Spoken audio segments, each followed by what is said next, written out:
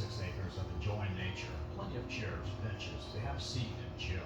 Near the parking area is Doc Ford's Rum Bar and Grill with authentic Florida and Caribbean food and drinks. Before we show you the new pier, let's take a trip back in history. The very first pier was in 1889, known as the Railroad Pier, as the Orange Belt Railroad immediately faced the pier. 7 years Như bên later, tháng the tháng 8 rồi. Vâng, bán cho bọn Open Door đấy. Còn Open Door mua nhà toàn mua nhà lỗ. SAP was becoming known for its hundreds of electric cars and streetcar line. The electric pier was built in 1906, but only lasted for 8 years. The first pier to accommodate cars in 1913 was the Municipal Recreation Pier.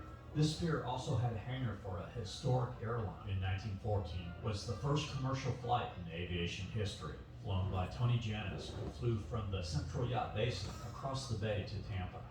The hurricane of 1921 would damage this pier, replaced by the $1 million pier. 2006 của nó đã This mua pier là had a casino, a spa, 2-lane roadway, a 290 street ngàn car rồi. lot. And many of you probably remember this, the inverted pyramid pier built in 1973. It closed in 2013. Learn more at the St. Petersburg Museum of History at the base of the pier. Now back on the boat.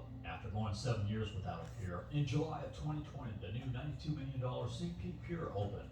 It is completely free and open to just taking the picturesque view of the waters of Tampa Bay. Con check ở county